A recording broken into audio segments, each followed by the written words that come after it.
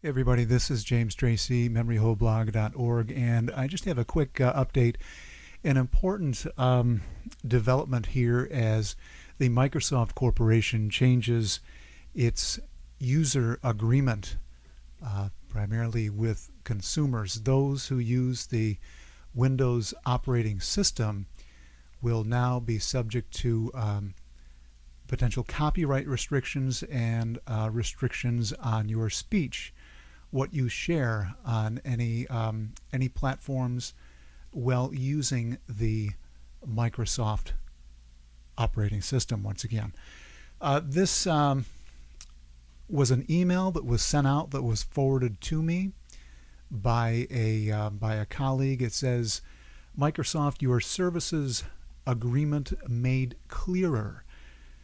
Says we are updating the Microsoft Services Agreement, which applies to your use of Microsoft consumer online products and services. We're making these updates to clarify our terms and ensure that they remain transparent for you. It goes on to say these updates, which are summarized below, will take effect on October 1st of 2020. And if you continue using their products and services, that implies your agreement to the new stipulations in their new terms. The first concern here, once again, is copyright and fair use, and the second is free speech. Now, we know that Facebook and Twitter and Google already restrict speech online, and generally along their political preferences. And that's one thing, because these are online platforms. But it's quite another matter when you have an entire operating system that most computer users use today. If they don't use Apple, very few use Linux, although it might be time to actually look into that, which is an open source operating system that requires a bit more computer savvy than Windows. But anyway, let's dig into this a bit further. It states concerning your content, and this is really upfront in their overall agreement with us. It says we don't claim ownership of your content. Your content remains your content, and you are responsible for it. Once again, we don't claim ownership of your content. Your content remains your content, and you are responsible for it. That all sounds very good, but let's dig in a little bit deeper. It says you represent and warrant that for the duration of these terms, you have and will have all the rights necessary for your content that is uploaded, stored, or shared on or through the services, that the collection, use, and retention of your content will not violate any laws or rights of others. Microsoft cannot be held responsible for your content, and so forth.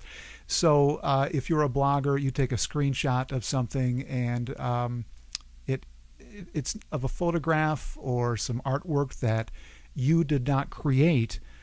These are grounds for Microsoft curtailing your activity on its platforms. So that is with regard to copyright, and they are stating that you can't infringe on anyone's copyright, and that fair use, which was just a defense to begin with, really is out the window. And if they begin to enforce this, I would imagine that they would have many individuals that do not have rights, express rights to some of the things that they're using online or elsewhere, that they would have to curtail their services. Now, continuing on here to the code of conduct that Microsoft has recently revised, it states that you do not engage in activity that is harmful to you, the services, or others. In other words, transmitting viruses, stalking, posting terrorist or violent extremist content, communicating hate speech, or advocating violence against others. Okay, well, who defines what terrorist or violent extremist content or hate speech actually is. Could this be a revisionist view of history, of complex current events, things that are deemed to be quote unquote conspiracy theories because they are beyond the pale of current academic or conventional thought and quote unquote wisdom? It looks as if that in fact is the case. So we will have fairly powerful activist organizations with a whole lot of wherewithal whispering into Microsoft's ear saying, this is hate speech. You'll have to take it down and curtail the activities of this user or these users or this publisher or this company from your services. It says enforcement. Now here's something that's also of great concern. If you violate these terms, we may stop providing services to you, or we may close your Microsoft account. We may also block delivery of a communication like email, file sharing, or instant message to or from the service in an effort to enforce these terms, or we may remove or refuse to publish your content for any reason. When investigating alleged violations of these terms, Microsoft reserves the right to review your content in order to resolve the issue. So here it is. Microsoft meets Facebook and Twitter and Google, and they are going to begin enforcing very similar anti-free speech policies on their users beginning October 1st of this year. This is really serious cause for concern because it will likely go against certain political preferences, views, perspectives, as has been the case with Twitter, with Facebook, with the social media tech giants. And it's also going to go this way here. And Apple, of course, is no refuge because Apple is similarly politically motivated and biased with specific leftist liberal views. This is James Tracy, memoryholeblog.org, and we'll see you soon.